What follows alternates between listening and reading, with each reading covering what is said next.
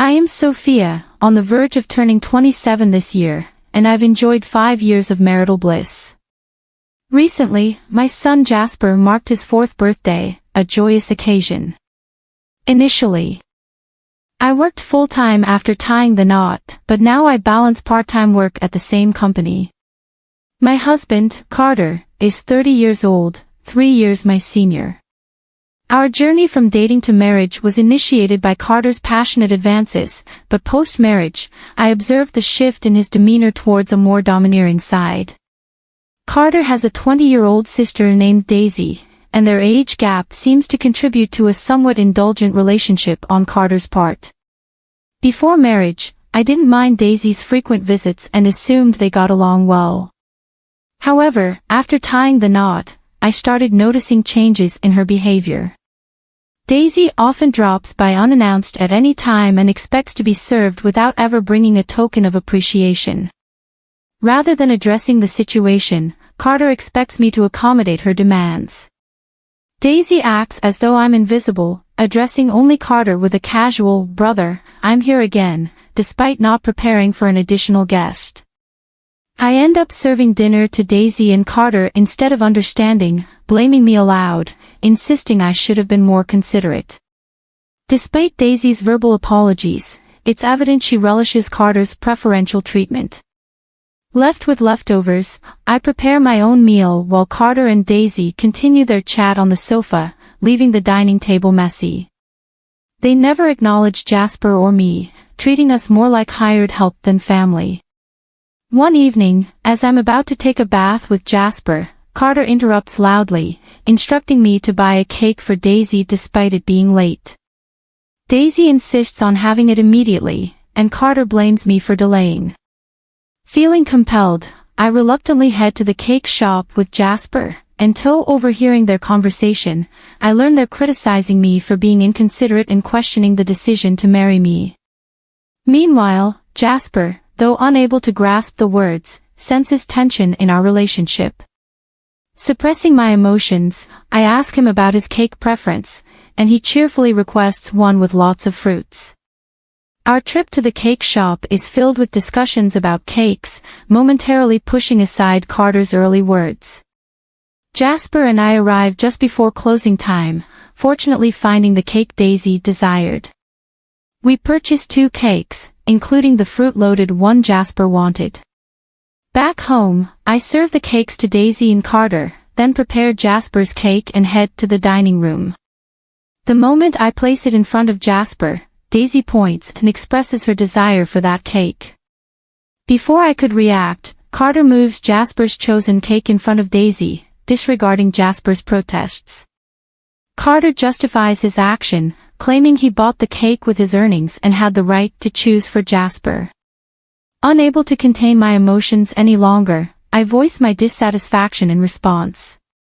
Carter threatens with divorce. Jasper, who had stopped crying, anxiously holds my hand and then, after some thought, says, "Mom and I also love cake with strawberries on it." "Yes, it's really delicious." He mentioned this while eating a cake initially wanted by Daisy. Feeling that Jasper was enduring too much, I lifted his cake plate when I saw Daisy reaching for it. I took Jasper to the next room so he could enjoy his cake in peace. Carter apologized to Daisy, claiming he was sorry for being stingy. Despite wanting to retort, I held back for Jasper's sake. Watching Jasper innocently enjoy his cake was a heartwarming sight. After finishing the cake, we decided to have a late bath and sleep in Jasper's bed. The next morning, I discovered Daisy had already left as I prepared breakfast. I heard Jasper crying shockingly. His piggy bank, a gift from my father, was broken, and the saved money was gone. Jasper, who always said good night to the piggy bank, was left heartbroken. When I questioned Carter about it, he casually mentioned that Daisy needed some money, so she took it from the piggy bank. Holding a crying and shaking Jasper, I felt his pain so acutely that I cried with him. It was painful to witness Carter prioritizing and caring for his sister more than our son. Expressing my anger and sadness, I confronted Carter, breaking my usual silence on arguments in front of Jasper. Carter, without a word, went to the bedroom and returned with something shocking in hand: divorce papers. I discovered the hidden divorce papers that Carter had tucked away somewhere I didn't know. In a sudden burst, he confronted me, shoving the papers at me before storming out of the house with a loud bang. Jasper, who had never cried over the issues with Carter and Daisy, seemed to have reached his limit, crying since last night. Unable to bear seeing Jasper so hurt, I suggested skipping daycare for the day, and he happily agreed with a loud yes, showing a faint smile. We spent the day playing and bonding with Jasper, bringing a picture book from the shelf, sitting on my lap, and happily remarking, "The teacher at the nursery today was Mama, right? He looks like an angel." His little heart seemed filled with patience, and I decided to make the day special by taking a day off from work. Despite causing potential trouble at my workplace, they kindly understood the situation and granted me a day off. In the morning, we visited the park, played hide and seek, and had fun in the sandbox and on the slide. When we returned home for lunch, Jasper appeared sleepy, usually napping by himself. But today, he fell asleep on my lap like when he was a baby. Though I initially thought of doing household chores during his nap, I decided that today was special instead. I allowed myself to be healed by his peaceful sleeping face and gentle breathing. However, my serene moment was abruptly interrupted by a noise from the entrance, indicating the front door had opened. As it wasn't Carter's usual time to come home, I became suspicious. I quickly hid in the bedroom closet, clutching Jasper. A voice echoed through the house, and to my surprise, it was Daisy, trembling with fear. I listened as she searched for something, expressing frustration over not finding it. Daisy then made a phone call, mentioning Carter and discussing their unsuccessful search. After hearing her lock the front door and leave, I put Jasper to bed and contemplated the strange events. I couldn't comprehend why Daisy had entered the house and what they were looking for. Suddenly, Carter seemed like a stranger, and I felt a mix of disgust and fear towards him. Swiftly packing essentials for Jasper and myself, we headed to the station and took a train to my parents' house. Fortunately, their home was nearby, just 2 stations away. Although I hadn't contacted them beforehand, my parents sensed something from my expression and welcomed us without asking questions. I shared the entire ordeal with them, including my fear of staying at our house due to Carter and Daisy's actions. Upon hearing my mother's suggestion that Daisy might have been looking for my belongings, possibly cash cards, I recalled my past experience as a successful CEO in the handmade goods industry. I had entrusted the company to friends when I decided to prioritize raising my child after getting married. Although I still worked part-time and communicated with the company from home, Carter was unaware that I was still the CEO. I discovered the hidden divorce papers that Carter had tucked away, suspecting that he thought I had a decent amount of savings. While I've mentioned to him that I still receive some assistance from the company, I've deliberately kept the details about being the CEO and my savings private. This secrecy stems from realizing early in our marriage that Carter struggles with managing money and tends to spend everything he earns. Carter, at first, provided only $2,000 a month for food expenses and even suggested I quit my job to become a full-time housewife. However, with the financial strain of raising Jasper and only $200 for food, I never agreed to be a full-time housewife. Eventually, he reluctantly allowed me to work part-time, and to ensure I wouldn't consider divorce, he had me sign a post-marital property waiver through a lawyer. Since Jasper's birth, I used my savings for his nursery fees and clothes. As I've only received $200 for food, I've never asked Carter for additional funds beyond the food budget, leading him to believe I have savings. Considering Daisy's apparent need for money and Carter's perception of my financial situation, they might be searching for my cash cards. I have a separate savings account dedicated to Jasper, with a portion of my salary directly deposited into it each month. Despite their search, they won't find the cash cards as I always carry my valuables. However, there's still an unsettling issue. Daisy might be entering our house even when we're not there, and Carter may be allowing it, following my father's advice. I decided to store my valuables, including the cash cards, in my parents' safe as I pondered their need for money. Jasper approached my father crying over his broken piggy bank and the shattered promise of saving up. My father, angered by Jasper's story, vowed to call Carter. My mother suggested finding out their purpose calmly, as Carter's mention of divorce might shift blame to us, making the divorce more favorable for him. To ascertain their purpose, I decided to record their conversation. Consulting a lawyer who was a friend of my father's, upon returning home, I began cooking dinner, keeping my phone screen down to record secretly. Carter arrived home, surprising me by immediately asking about my cash cards. When I questioned him, he gave vague answers, attempting to deceive me. When I remained silent, Carter grew agitated and demanded all my part-time money for his sister. Refusing, I explained it was for Jasper's savings. In response, he angrily pushed the signed divorce papers toward me, declaring that I was living off his money and didn't need to save for Jasper. He even uttered words implying he valued Daisy more than our son. Hearing this, I stopped preparing the meal, put the divorce papers in my bag, took Jasper's hand, and headed for the door. Carter, in a loud voice, declared his serious intent for divorce, instructing me never to come back. I responded by stating I wouldn't return to a house where a stranger could come and go freely. After leaving, I received numerous messages and calls from Carter, which I ignored, turning off my phone. I sought refuge at my parents' house, sharing the recording and divorce papers with them. Although I confessed to having no love or affection for Carter, I expressed concern for Jasper.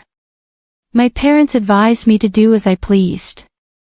Acknowledging the potential emotional impact on Jasper if a divorce were to occur, while grappling with the decision to divorce Carter, Jasper expressed his hunger. My mother, seeing my distress, kindly made hamburgers, his favorite dish. Overwhelmed with emotions, tears welled up in my eyes as my mother told Jasper with a warm smile that she prepared the hamburgers so that he and I could visit whenever we wanted. Taking a bite, Jasper exclaimed with joy, praising Grand's hamburgers and expressing a desire to eat them every day. I responded, saying it's because the hamburger contains the love I have for him, and he, in a touching gesture, took a big bite and offered it to me. Moved by Jasper's kindness, my tears couldn't be held back, and even though I tried to stop them, they persisted. My father, noticing Jasper's concern, reassured him that my tears were of happiness, not sadness. Hearing this, Jasper, in a moment of understanding, hugged me, and my father's eyes turned bright red, realizing the blessing of being with family. I remarked to Jasper that family is precious. Surprised, he questioned if Dad had mentioned that only Daisy was family. My father gently confirmed it but then asked Jasper if he wanted to live with them as a family. With a laugh, Jasper happily agreed, making everyone smile naturally. Despite contemplating divorce, the meal felt so happy that I finally decided to part ways with Carter. I planned to inform Jasper about it, and even though discussing it weighed heavily on my heart, Jasper seemed to grasp the situation. Happily, he expressed the desire to live as a family, embracing the pet dog and calling him his younger brother despite the dog being older. Preparations for the divorce began, starting with contacting a lawyer who was a friend of my father. The next day, we formalized the contract, and my father and Jasper shared comforting laughter while I lay in bed, reminiscing about my childhood. The following day, upon checking my smartphone, I found over 200 calls and messages from Carter, showcasing his emotional instability. Exhausted, I turned off my phone, and with the lawyer's assistance, we explained the situation to my parents. Daisy had accumulated significant debt from a casino and shopping addiction, and Carter acted as her guarantor, planning to use my savings. The lawyer confirmed that the divorce papers had already been submitted, and Carter sobbed upon realizing it was finalized. Despite expecting disagreements about child support, he signed a pledge to pay $340 to Jasper every month. In a subsequent call from Carter, his tone lacked aggression, and he calmly admitted to financial manipulation, explaining his complex feelings toward Daisy. I firmly asserted my decision not to reconsider and heard his faint sobbing before he wished me happiness and hung up. Remaining strong until the end, I discussed future plans with my parents and decided to stay with them until Jasper grows up.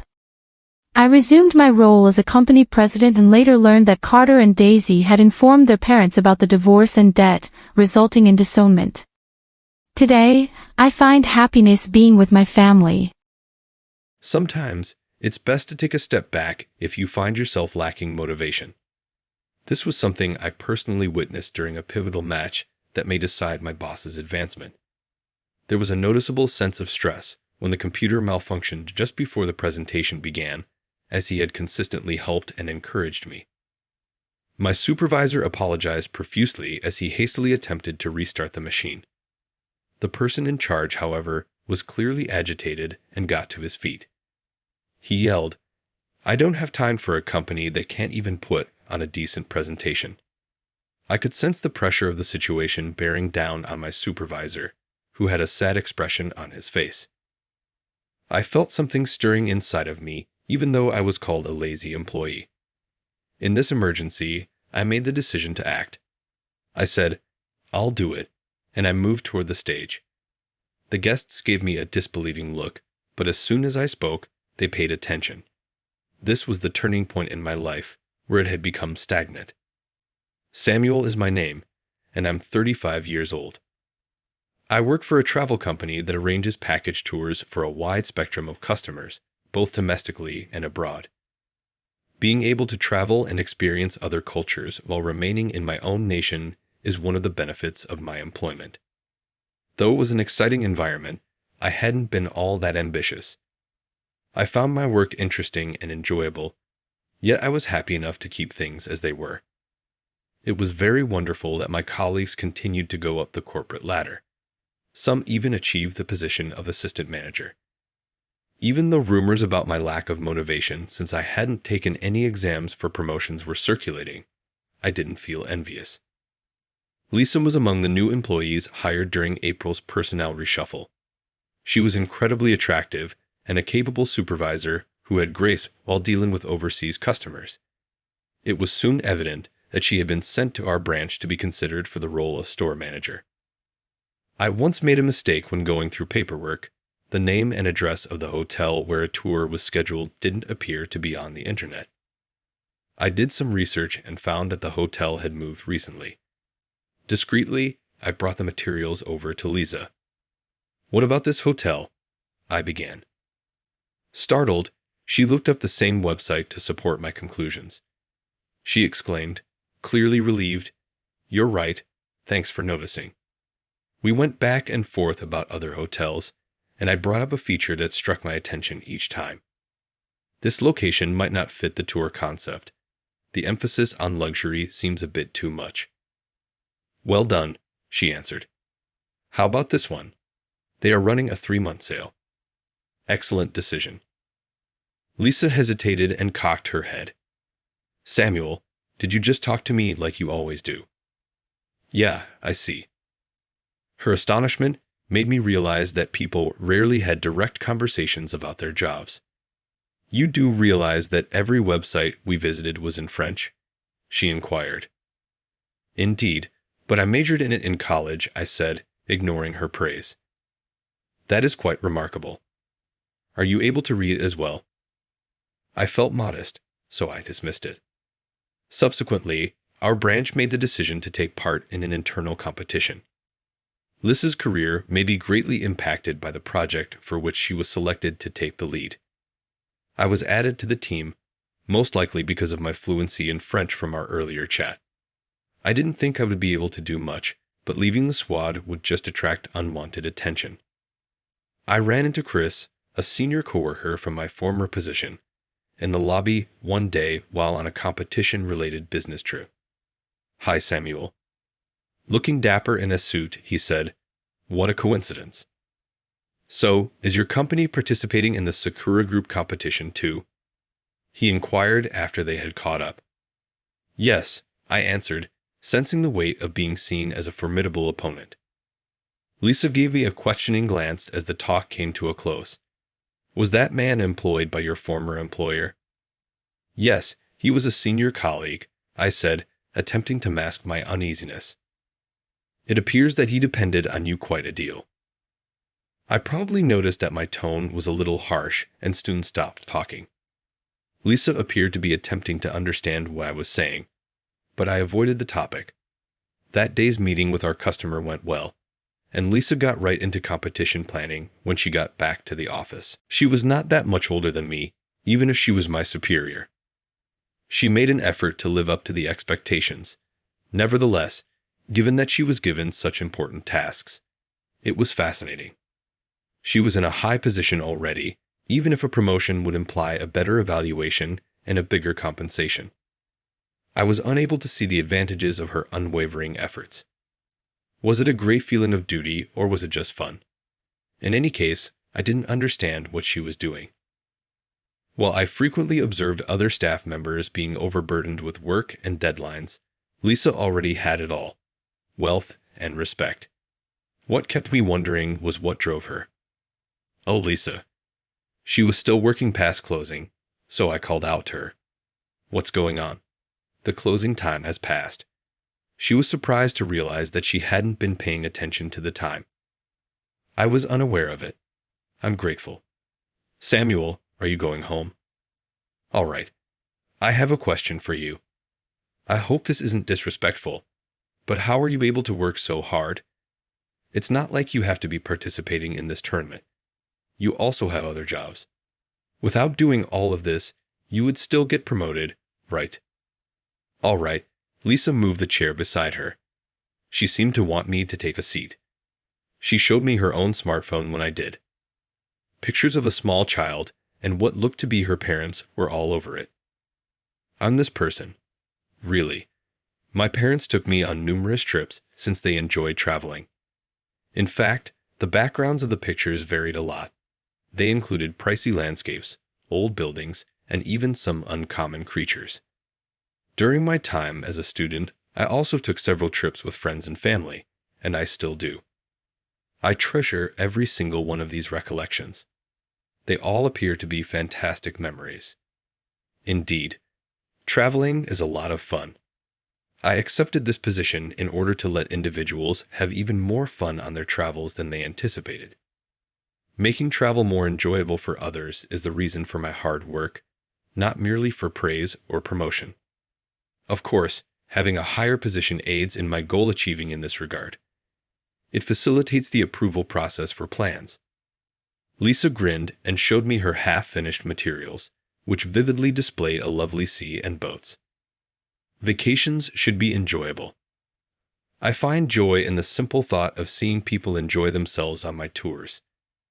Her eyes glistened as she talked, not displaying any signs of weariness. She was proud of the job she did. I'm sure people will enjoy the tour you planned. I love to travel as well. I feel motivated now that you mentioned it, Lisa remarked, getting back to her computer and rolling up her sleeves. She showed me the English competition script when I offered to help. How can I best communicate my main points? Could I ask you for some advice? Yes, this could, in my opinion, be made softer.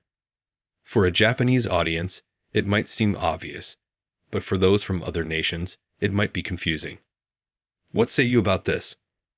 Do I also need to change this part? That does make sense. We consequently both lost track of time and worked past our usual hours.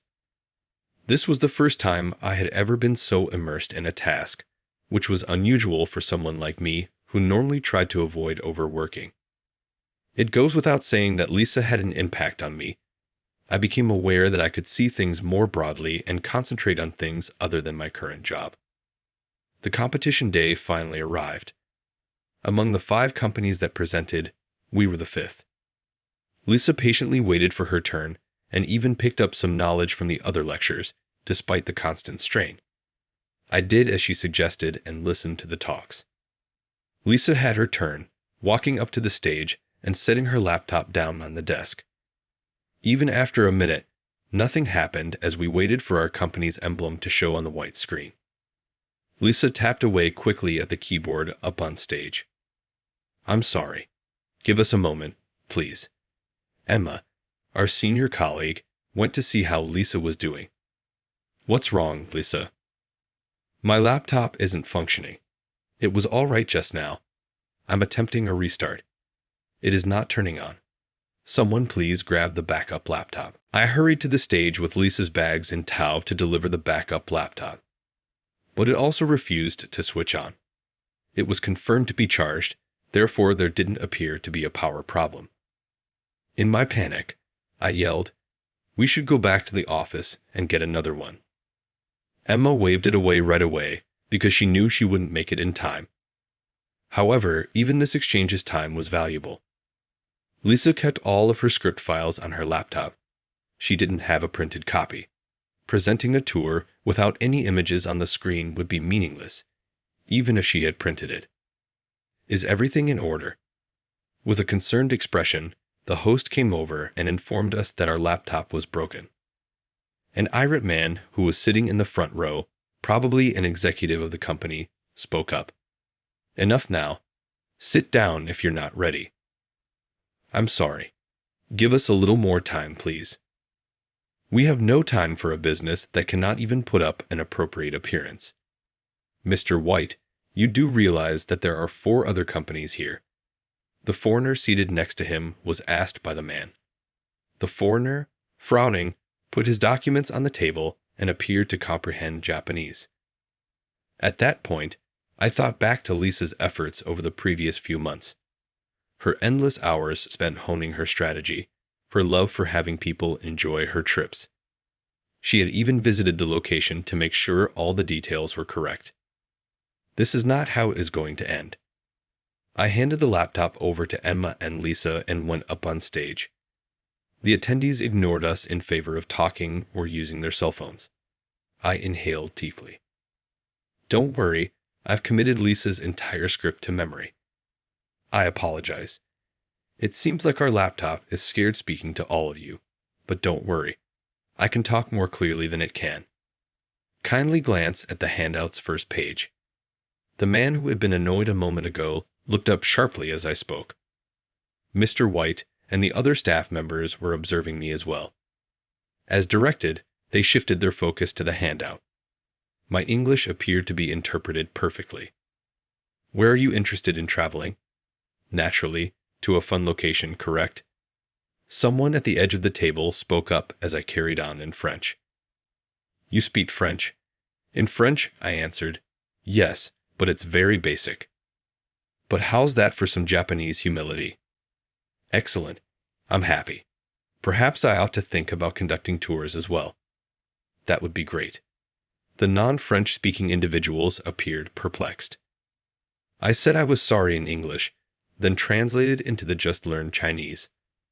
All I wanted to do was ask him to grade my French. I appear to have passed. I'll be making sales pitches to our Chinese clients after my Chinese improves enough. The gentleman I made eye contact with had a name tag that said he was Chinese. He responded to my Chinese as I had expected. Since I didn't speak Chinese when I was at the previous firm, Chris and the other employees from other companies were staring at me, though I couldn't see Lisa and the others standing next to me. Chris was probably astonished too. Okay, enough small talk. Let's get the presentation underway. Returning to English, I proceeded with the lecture, announcing jokes here and there to diffuse the audience's mounting tension. I showed some interesting details about the tourist attractions while illustrating the slides. I completed my speech precisely on time, bowed, and ended. The audience applauded enthusiastically, as though they had just seen a show. I had communicated what was required, and Lisa had handled the remainder.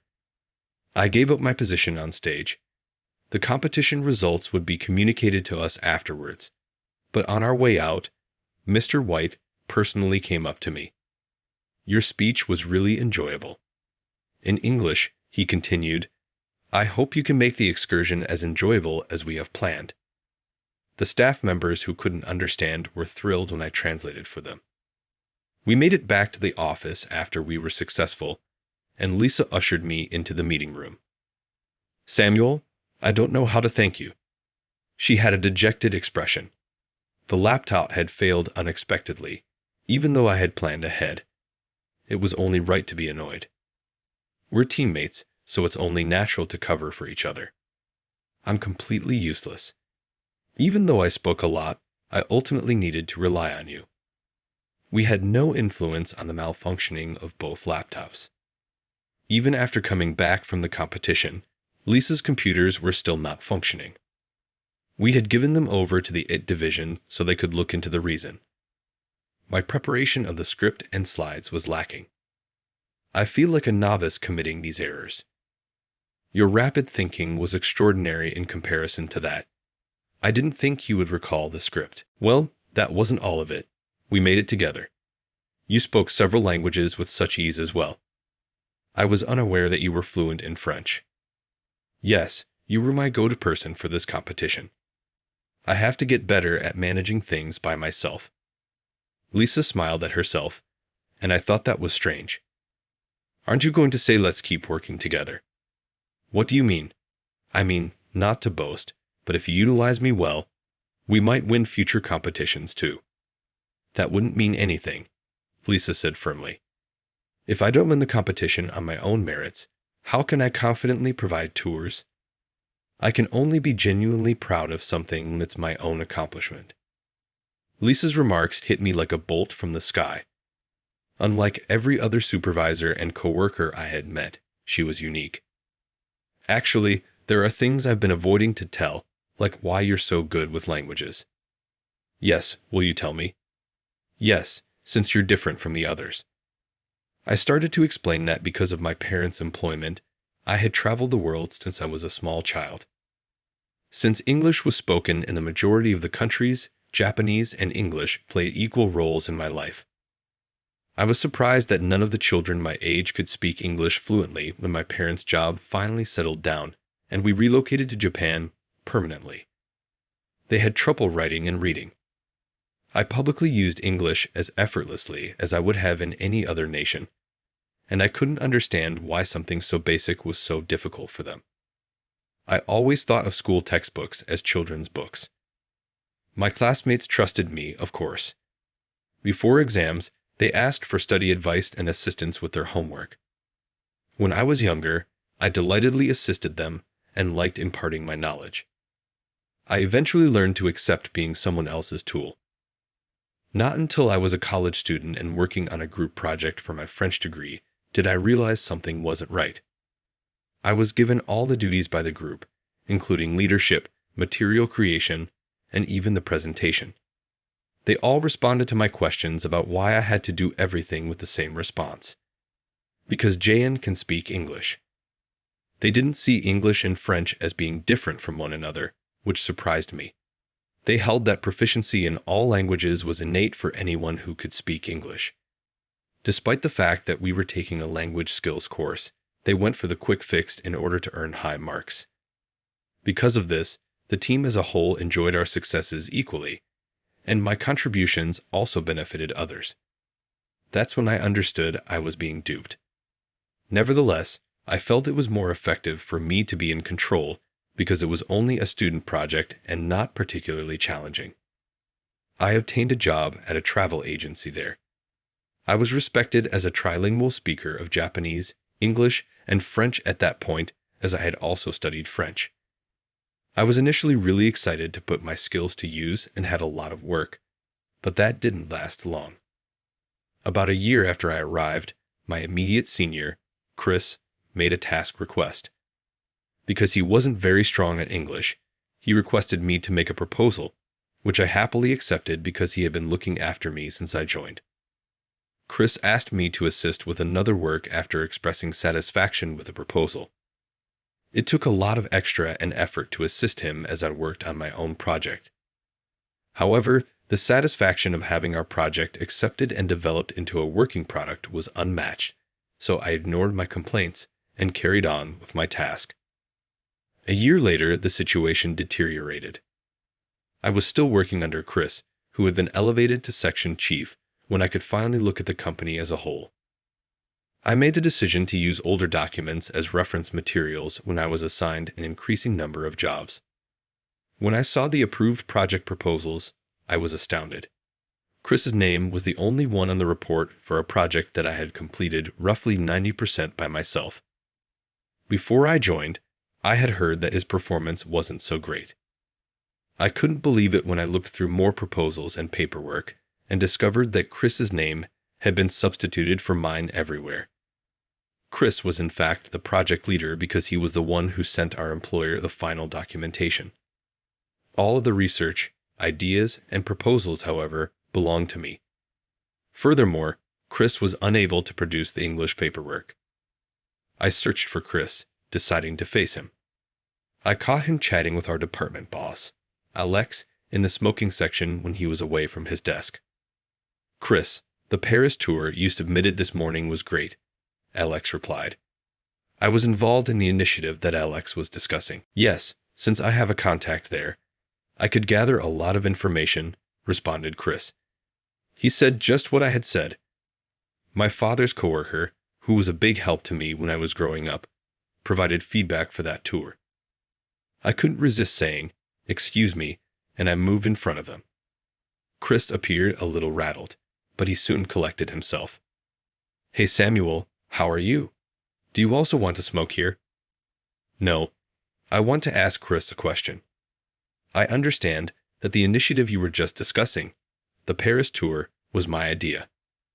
"Yes, Jan was a big help. I appreciate that." "Assisted? That's putting it mildly. It went much beyond that." However, Alex nodded in agreement with what Chris had said. "Chris's guidance has been invaluable." "Is that accurate? Don't give me too much credit. I'll become conceited," a beaming Chris warned. I was able to break up their cordial conversation. Not just that, but the Hokkaido tour last time and the North America plan before that. Those were my projects too. "That's not the right attitude," Alex abruptly corrected me. "One does not work alone. When we operate as a team, we obtain results. It's not admirable to try to claim all the credit." I was taken aback by what Alex said. Was this something he said without any knowledge? But as a result of those fruitful endeavors, Chris received a promotion. He is the manager, so he is being recognized for leading the team, Alex said. "You should learn from Chris and not be so self-centered." I couldn't express how stunned I was. No, I didn't want to elaborate further. No matter how hard I worked, I would always be used for their own gain when I worked for superiors like them. My accomplishments would be absorbed into the admiration of others.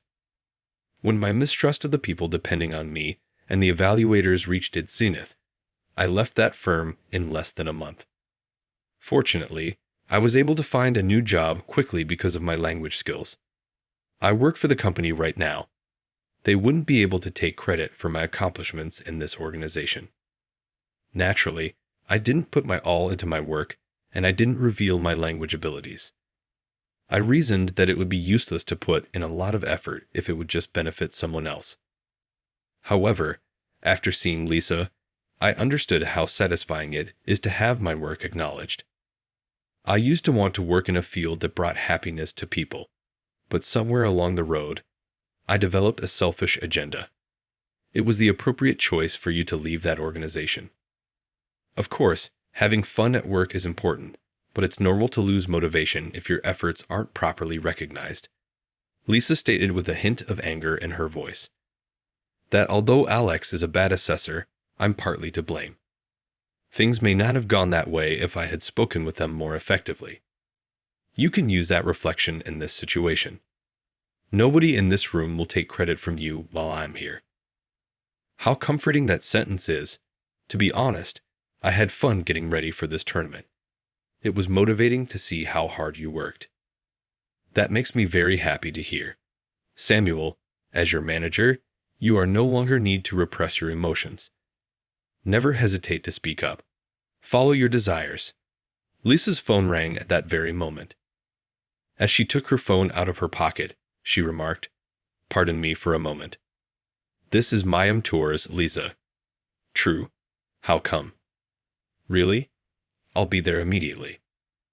Lisa quickly got off the phone and swept out of the conference room, grabbing my arm in the process. What happened? "They identified the root of the computer issue. We must return to the competition site." Was the problem at the venue? More like with the participants. On the way, I heard something startling. It was discovered that Chris was the root of Lisa's computer problems. He had positioned a strong magnet beneath the desk after his presentation, which broke the equipment. As he'd attempted to recover it, a Sakura Group employee noticed him.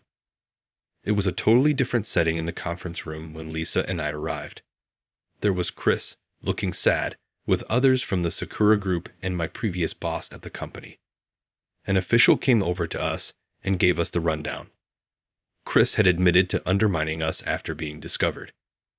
After his supervisor was contacted, the circumstances were re-explained. Lisa pointed to Chris and the others and stated, "This is where we were. Is it true? It's Junk's fault. His meekness was gone. Because he betrayed us and left the company, my efficiency dropped. Our performance stagnated, and his departure caused so much trouble," he cried, pointing at me. "Without you, we would have taken first place in this tournament. So you sabotaged John out of fear of his abilities." Lisa spoke, a hint of rage in her voice. I was unfamiliar with the term. Is it satisfying to stomp on other people's hard work? Given how often you've done it, perhaps you don't even give a damn. What do you even know about me? I'm aware enough to recognize that without John, nothing will get done. You claimed ownership of his labor. Here, who is the true betrayer? John was an employee of mine.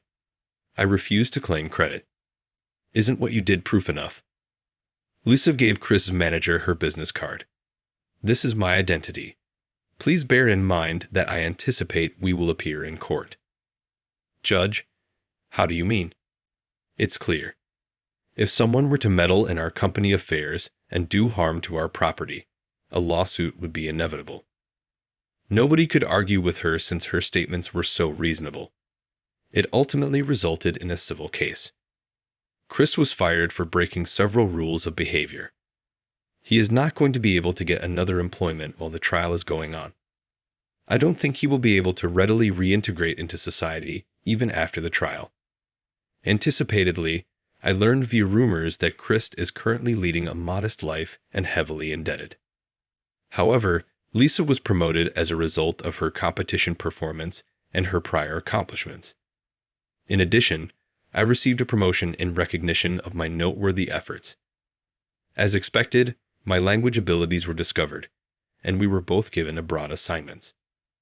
Lisa smiled and remarked, "Researching on-site will be so much easier." We are currently sharing a home in our new assignment. I have a great deal of respect for Lisa now that she has drastically altered my life. I've grown to have feelings for her as a lady over time. She added that my commitment drew her in. I used to believe that effort was useless, but certain people understand it well. I regret not being more forthcoming and holding preconceptions, but I lacked the bravery. I promise to be more trustworthy going forward and make an effort to evaluate my subordinates fairly. At this company, I'm sure things will proceed smoothly. At my 35th birthday party, during the cake-cutting ceremony, my husband suddenly stood up in front of all the guests and slapped me hard across the face. "Stop this drama, you idiot," he shouted. "I don't like you. Go away from my life. I will marry my assistant." The room was in shock, and my mother-in-law supported her son. I decided to seek revenge, and within a few days, they were both arrested. Hello, my name is Maya, and I'm 35 years old. I live in Austin, Texas, and I'm a graphic designer. As I sit here, reflecting on my life, I can't help but think about the roller coaster ride it has been. It feels like just yesterday I was preparing for my 35th birthday party, a celebration that was supposed to be filled with joy, laughter, and love. Instead, it became a night that changed everything. As the day of my birthday approached, I was filled with mixed emotions. I wanted it to be perfect, but deep down, I sensed that something wasn't right. Daniel, my husband of 7 years, had seemed distant for weeks. At times, I would catch him lost in thought, staring out the window as if he were looking for something he couldn't find. I remember thinking, what is going on in that mind of yours, Daniel? The night of the party arrived, and I was a bundle of nerves. My friends and family gathered at our home, and I wanted everything to be just right. I had spent hours arranging decorations, picking out the perfect cake, and making sure there was enough food and drink for everyone. I wanted this to be a celebration that people would remember. Wow, Maya, everything looks amazing, my best friend Olivia said as she walked through the door, her eyes sparkling with excitement. Thanks, Olivia. I just hope Daniel likes it, I replied, glancing around for him. I couldn't shake the feeling that he was unhappy about something. Olivia noticed my anxiety. Hey, don't worry. It's your birthday. Let's enjoy the night. She grabbed my hand and pulled me into the living room, where our guests were mingling and chatting. As I made my way through the crowd, I spotted Daniel chatting with his sister, Lisa. He seemed engaged in conversation, laughing at something she said. Maybe I'm just being paranoid, I thought to myself. But when I approached them, Daniel's laughter faded, and he turned to me with a tight smile. Hey, babe. Happy birthday, he said, but I could sense the disconnection in his tone. Thanks. Are you having fun? I asked, trying to sound cheerful. Yeah, sure, he replied, his gaze drifting away from me. My heart sank. Helen, Daniel's mother, arrived shortly after, her presence instantly creating an air of criticism. Maya, dear, I think you should have gone with a different color for the tablecloths. These just clash with everything, she said, her eyes scanning the room. I forced a smile. I thought they added a nice touch, but thanks for the feedback, Helen. As the night went on, I tried to focus on the positive, but Daniel's distant demeanor and Helen's constant critiques were starting to weigh heavily on me. I made small talk with my parents, who were proud and excited to see me celebrate another year. You've done such a great job, honey. We're so proud of you, my mother said, hugging me tightly. Thanks, Mom. It means a lot, I replied, but my mind was still on Daniel. When it came time to cut the cake, I felt a surge of excitement. I could hear everyone's cheerful voices encouraging me. But then, just as I was about to slice into the beautiful creation, Helen interrupted. Maya, dear, why don't we follow the family tradition? It's important to honor our customs. Feeling emboldened by the festive atmosphere and the support of my friends, I replied, I appreciate that, Helen, but I'd like to do it my way tonight. At that moment, Daniel stood up abruptly. The laughter faded as he glared at me. Stop this drama, Maya, he shouted, and I froze, feeling all eyes on me. I don't like you anymore. Get out of my life. I'm going to marry my assistant. The words hit me like a punch to the gut. Silence enveloped the room, and I felt my cheeks burn with humiliation. I stood there, stunned, trying to process what had just happened. How could he say that in front of everyone? I looked at our friends, their faces a mix of shock and disbelief, and then at Helen, who merely nodded in agreement with Daniel. My heart raced as I turned and fled upstairs, tears streaming down my face. I felt like the walls were closing in on me. I collapsed onto my bed, unable to breathe. Moments later, I heard a soft knock on the door. Maya, it's me, Olivia, she said gently, opening the door. She rushed to my side, wrapping her arms around me. Oh my God, are you okay? I can't believe he did that. I don't know what happened, Olivia. I thought we were happy, I sobbed, feeling the weight of betrayal crushing my spirit.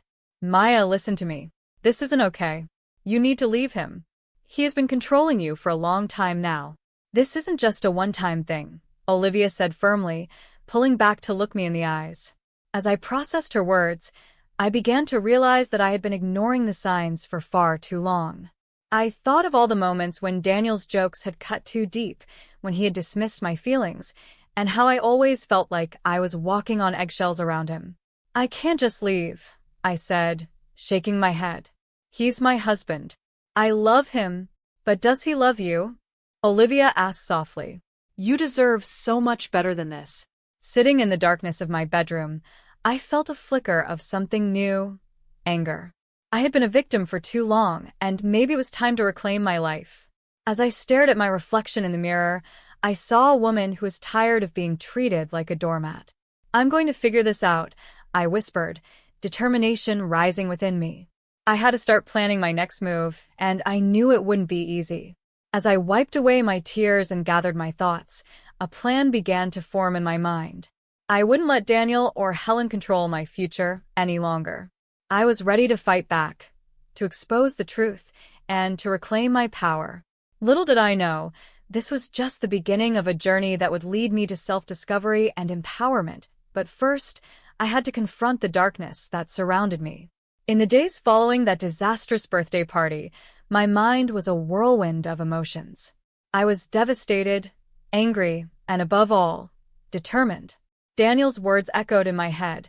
I don't like you anymore. I'm going to marry my assistant.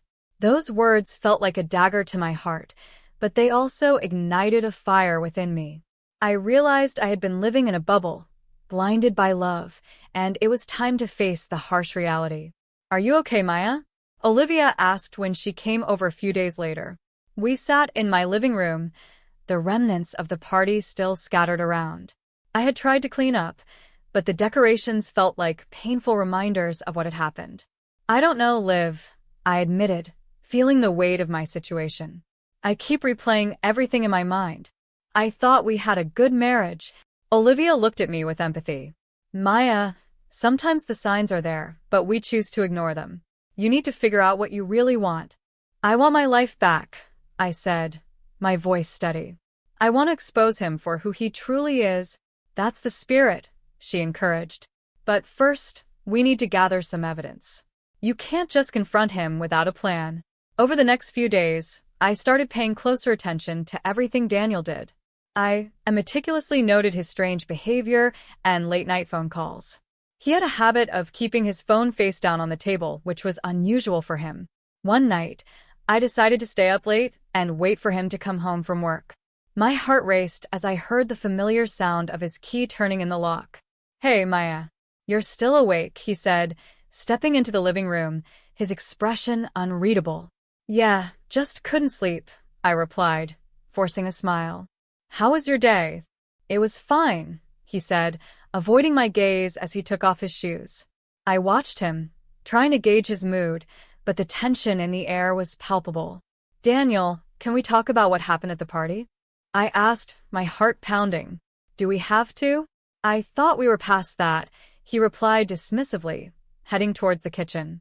Past what? I pressed. You slapped me in front of our friends. That's not something we can just forget. He turned to face me, irritation flashing in his eyes. You know how my mother can be. You should have listened to her. Listened to her? Daniel, you were the one who humiliated me. I can't believe you would side with her after that, I said, my voice rising. Maybe you should take a look at yourself first, he shot back, storming off to the kitchen. I felt my heart sink. This wasn't going anywhere. As the days turned into a week, I continued my investigation. With Olivia and Lisa's help, I discovered that Daniel was seeing his assistant more frequently than I had realized. They would meet for coffee or dinner, and it all began to make sense. I felt a sickening knot in my stomach. One evening, while I was scrolling through social media, I noticed a picture of Daniel and his assistant, Mia, laughing together at a local restaurant. The caption read, "Date night with my favorite person. #blessed. I felt my blood run cold. They were having an affair, and I had been blind to it. Liv, look at this, I said, showing Olivia the picture.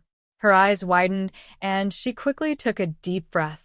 This confirms what we suspected. He's definitely cheating on you, Olivia said, anger flashing in her eyes. You need to confront him.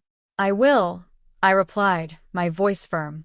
But first, I need to gather more evidence. I can't let him twist the story around. With renewed determination, I decided to set up a meeting with a lawyer.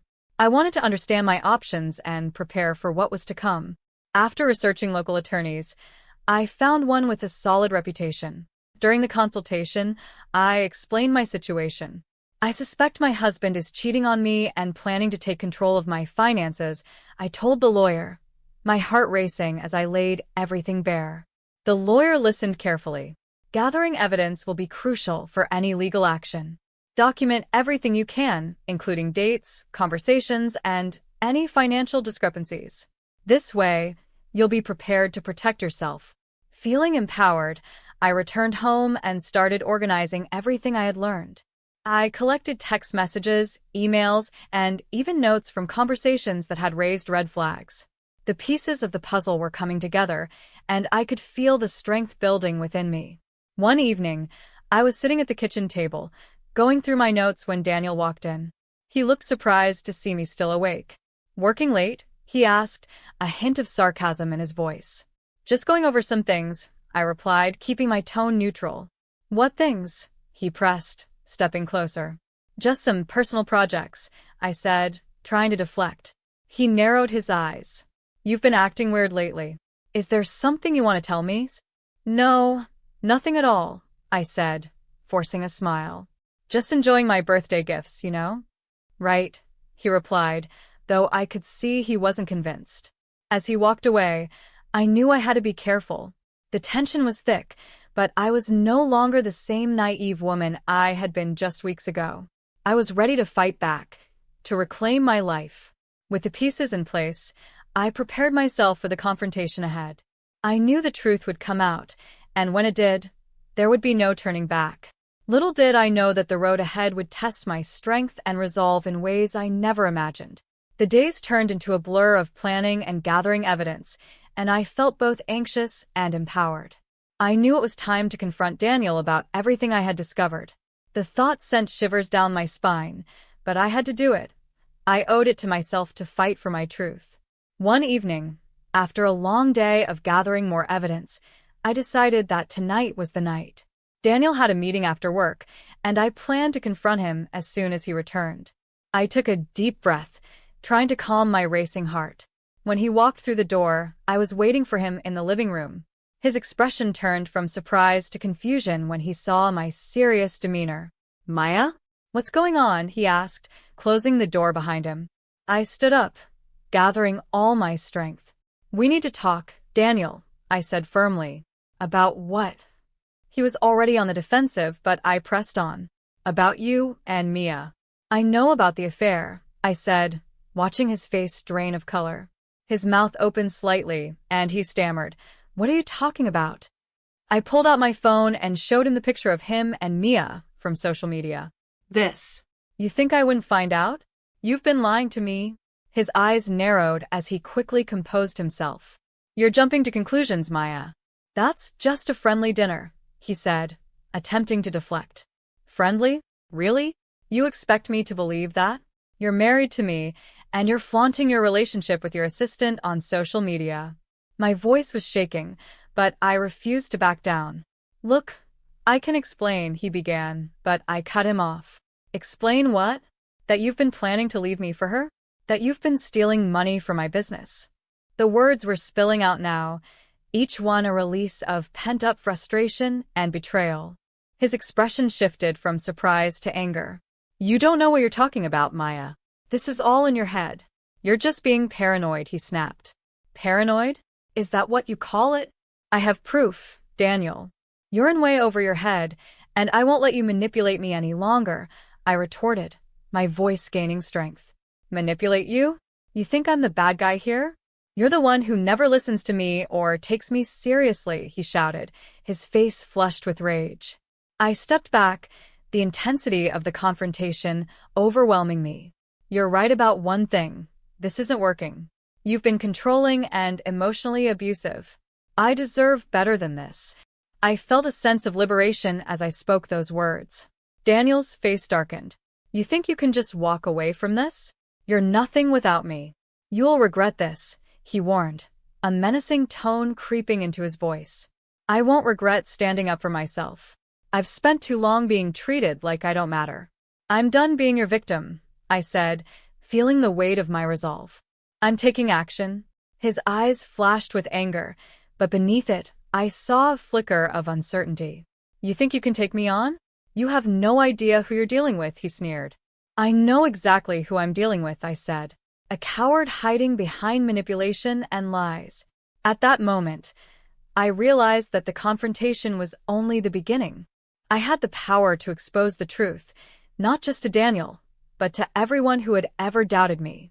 I would no longer allow him or his mother to dictate my life.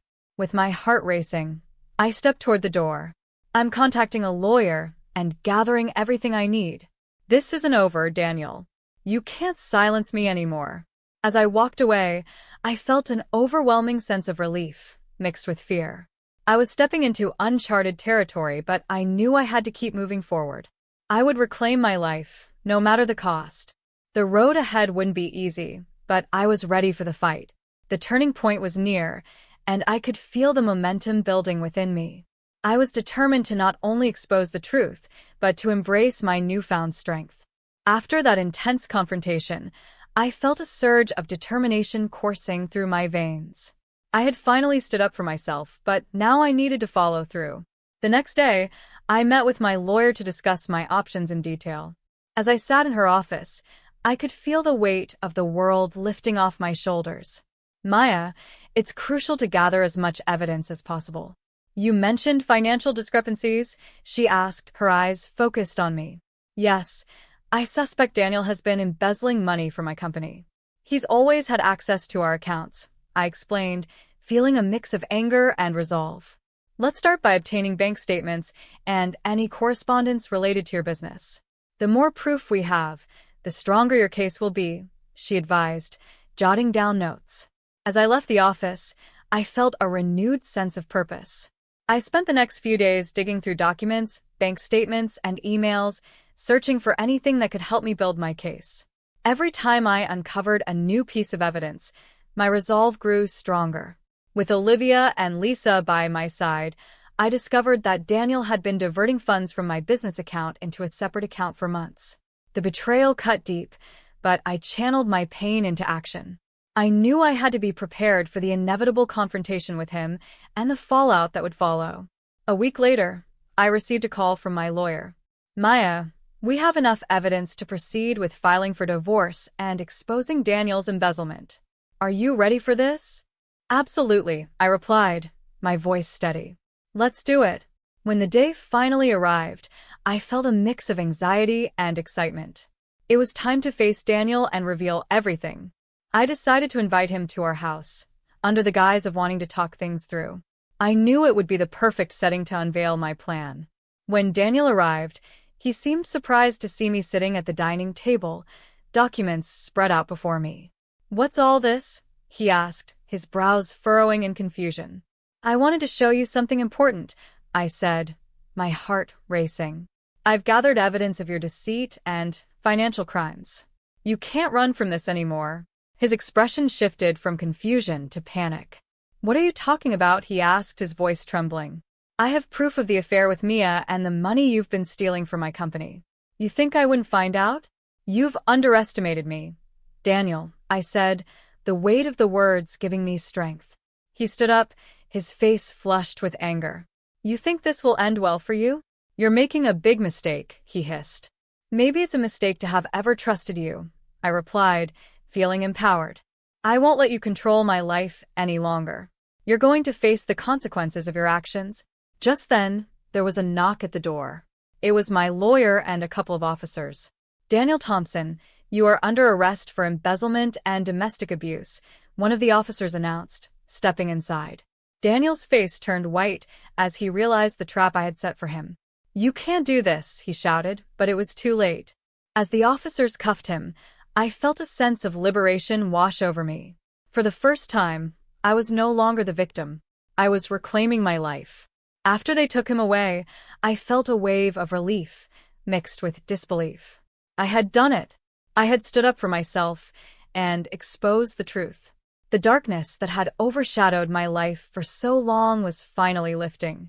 In the weeks that followed, I focused on rebuilding my life. I poured my energy into my work and surrounded myself with supportive friends and family. I felt stronger, more independent, and ready to embrace my future. One evening, as I was working late in my studio, I paused to reflect on everything that had happened. I realized I had come full circle. I had faced my demons and emerged victorious. The road had been difficult, but I had found my voice and my strength. As I looked out the window at the setting sun, I felt a sense of peace. I was ready to write my own story, free from the shadows of the past. I knew that the journey of self-discovery had just begun, and I was excited to see where it would lead me next. I had learned that true empowerment comes from within, and I was finally ready to embrace my life on my own terms. I never had that unique sisterly closeness that you read about in novels or see in movies. When I arrived, Jessica was already 10 years old, so we were essentially from opposite generations. I was still playing with dolls in high school while she was having her first crushes. Our parents appeared to have a particular place in their hearts for their firstborn, much like many other parents whose children live far away. They believed Jessica could do no wrong, and that belief persisted far into our adult lives. Jessica was getting married to David, a local accountant she had met at church, when I turned 18 and began attending college in our hometown. I had vivid memories of her wedding day. Our parents were so happy that they couldn't stop sobbing, and she was beaming with excitement. Simply put, I was glad I could save money by living at home while I was in college. I had no idea how much that choice would cost me. Jessica quickly became comfortable in her new job as a housewife. She revealed she was pregnant a few months after the wedding. She said, "Isn't it wonderful, Robin? You're going to be an aunt." Unaware that this statement would totally ruin my college experience, I nodded and grinned. 3 months following the birth of tiny Tommy, Jessica began to unexpectedly visit our parents' home. She would explain, "I just need a break," and virtually put Tommy in Mom's arms. "I'll return in a few hours. Robin can assist. She's at home anyhow." When Mom would knock on my door, I would be in my room, surrounded by notes and textbooks. "Robin, honey, could you watch Tommy while I make dinner?" It became a daily routine. My study time was constantly interrupted by a crying baby and my mother's gentle but persistent requests for help. I tried to balance everything, but it was exhausting. Then, just when I thought I had somewhat adjusted to the situation, Jessica dropped another bombshell during Sunday dinner. "We're having another baby," she announced. "Tommy's going to be a big brother." 2 years later, I was in my final year of college, trying desperately to prepare for my exams, while dealing with both 3-year-old Tommy running wild through the house and baby Michael screaming at the top of his lungs. "Jessica," I said one afternoon after she dropped both kids off so she could go to the movies with her friends, "have you considered hiring a babysitter?" She looked at me like I'd suggested she sell her children. "Do you know how expensive babysitters are these days?" She scoffed. "Besides, why should we pay someone when we have family who can watch them for free?" Our mother, who was currently chasing Tommy as he ran through the house with her reading glasses, just nodded absently. Of course, she didn't mind. Jessica was her precious firstborn, and she'd never deny her anything. Meanwhile, our house had turned into complete chaos. Tommy treated every room like his personal playground, leaving a trail of destruction wherever he went. One morning, I woke up to find he'd emptied all my college folders onto the floor and used my notes as drawing paper. Baby Michael's piercing screams provided a constant soundtrack to the mayhem. "Robin," Mom called out one afternoon, her voice strained. "Please come help with the boys. I can't handle them anymore today." I heard something crash downstairs, followed by Tommy's gleeful giggling. "I can't, Mom," I shouted back through my locked door. "I have finals next week." "You're being selfish." Dad's voice joined the chaos. "These are your nephews. Family helps family." I turned up my music to drown out their voices and the sound of another crash downstairs. My hands were shaking as I highlighted important passages in my textbook. I felt guilty, but I also knew that if I didn't pass these exams, my whole future would be affected. The next few weeks were tense, but I managed to graduate with honors despite the constant disruptions.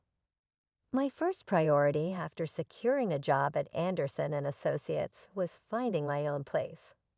The starting salary wasn't huge, but it was enough to rent a small one-bedroom apartment across town. That first night in my apartment was the most peaceful I'd experienced in years. No screaming, no crying, no chaos, just blessed silence. 2 years passed, and I'd managed to create a comfortable life for myself. Then came the news of Jessica's third pregnancy. "It's another boy," Mom told me during one of our weekly phone calls. "Isn't it wonderful?" "Yeah, wonderful," I said, already imagining the increased chaos. "How are you and Dad handling Tommy and Michael these days?" Mom sighed. "They're energetic. Jessica still brings them over every weekend. Says she needs a break." Now, with another baby coming, her voice trailed off, and I could hear the exhaustion she was trying to hide. During my next visit home, I found my parents looking older than their years. Tommy and Michael were racing through the house, playing some game that seemed to involve throwing all the couch cushions on the floor. Jessica had just dropped them off before heading to brunch with friends. "Mom, Dad," I said carefully, watching them chase after the boys. "You know you don't have to do this, right? You can say no to Jessica."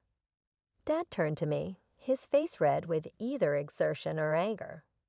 "That's such a selfish thing to say, Robin. This is what family does. There's nothing selfish about setting boundaries." I argued, "You both look exhausted." "You don't understand what family means," Mom snapped, even as she picked up another cushion from the floor. "You've never understood. When you have children of your own, you'll get it." I left their house that day feeling frustrated and sad. It seemed like nothing had changed. Jessica was still taking advantage. Our parents were still enabling her, and I was still the bad guy for pointing out the obvious. Over time, my weekend visits home became increasingly difficult to endure. Each time I walked through my parents' door, I found myself stepping into what felt like a war zone. Tommy, now 5, and Michael had developed a particularly nasty habit of turning mealtimes into food fights, with 6-month-old Kevin, their youngest brother, usually ending up as their unwilling target. One Sunday lunch was especially horrible. I watched in horror as Tommy loaded his spoon with mashed potatoes and launched it across the table at Michael, who retaliated with a handful of green peas. Kevin, caught in the crossfire, ended up with baby food dripping down his face, sobbing while his older brothers laughed. I couldn't take it anymore. Enough. I slammed my hand on the table, making everyone jump. "Tommy, Michael, get over here right now."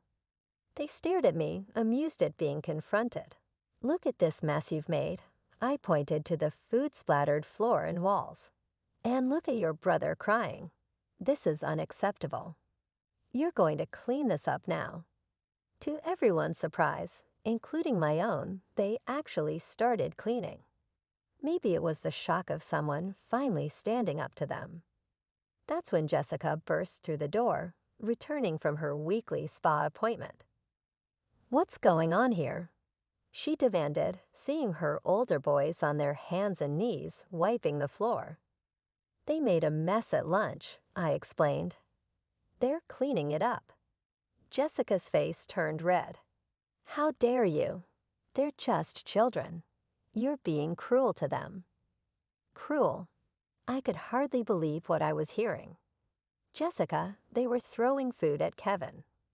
He was crying. This isn't okay behavior." "You don't have children," she spat. "You don't understand anything." I looked at our parents, hoping they'd back me up, but they just sat there, looking tired and defeated. I couldn't understand why they wouldn't stand up to Jessica, why they kept letting her take advantage of their kindness. Life went on like this for 3 more years, with me limiting my visits home to avoid the chaos. Then everything changed when I met James. He was nothing like anyone I dated before. Smart, kind, and most importantly, he understood the importance of boundaries. We met at a coffee shop near my office.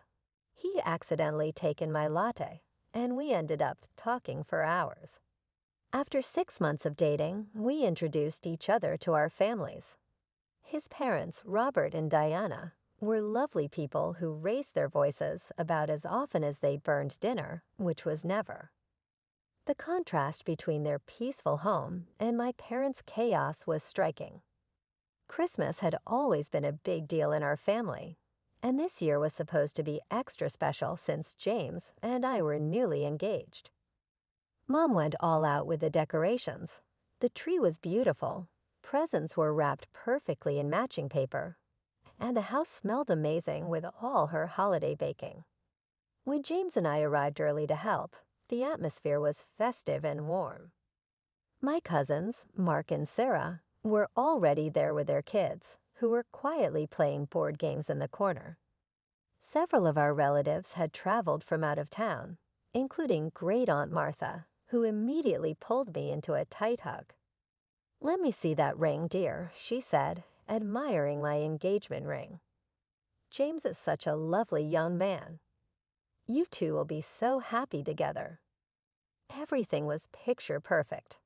Mom had outdone herself with the food. Dad was telling his favorite stories, and even the kids were well behaved, saying please and thank you when offered cookies. It felt like a scene from a Christmas movie. Then the front door burst open. "Merry Christmas." Jessica's voice rang out, but it was immediately drowned by the sound of her 3 boys storming into the house like a hurricane. Tommy, now 8, immediately ran straight into Great Uncle George, nearly knocking him over. Michael, 6, started chasing his cousins, who had been quietly reading on the couch. 3-year-old Kevin was screaming at the top of his lungs for no apparent reason. "Boys will be boys," Jessica laughed, while her husband, David, stared at his phone, completely checked out of the situation. Before anyone could stop them, Tommy and Michael discovered the presents under the tree. They didn't just look at them or shake them. They started ripping them open, all of them, even the ones that weren't for them. "Oh my goodness," Great Aunt Martha gasped as Tommy tore through a carefully wrapped package meant for my cousin's daughter. "I think I need to leave. This is too much excitement for me." She wasn't the only one. Within 20 minutes, half of our elderly relatives had made their excuses and left, unable to handle the chaos that my nephews were creating. The dinner that followed was even worse. My cousin's children sat quietly, using their napkins and waiting their turns to speak. In stark contrast, my nephews turned the dinner table into a battlefield. Tommy and Michael were throwing dinner rolls at each other across the table, while Kevin was smearing cranberry sauce in his hair. "Children, please," Mom pleaded weakly, but they ignored her completely. The breaking point came when Tommy, with a mischievous grin, deliberately picked up his can of soda and poured it all over Mom's special Christmas pie, the one she'd spent hours making that morning. "Tommy," several voices shouted at once, but Jessica just laughed. "He's just being playful," she said, while David continued scrolling on his phone. I looked around the table at my relatives' faces, the shock, the disapproval, the discomfort, while my sister and her husband sat there. Acting like this was perfectly normal behavior. I couldn't take it anymore. The sight of my mother's ruined pie, the chaos, the complete lack of discipline, it was all too much. I stood up abruptly, my chair scraping against the floor. "I can't stay here," I announced, my voice shaking with anger. "This is ridiculous. Your children are behaving disgustingly, Jessica, and you're doing nothing about it." The table fell silent, except for the sound of Kevin banging his spoon against his plate. Jessica's face turned red. "Oh, that's rich coming from you," she snapped. "You don't have children, Robin. You have no idea how hard it is to raise kids. Well, you have your own, then you can judge my parenting." I let out a bitter laugh and gestured toward my cousin's children, who were sitting quietly, looking uncomfortable with the whole situation. "Really? Then how do you explain them? Sarah and Mark's kids have been perfectly well-behaved all day. They use their manners.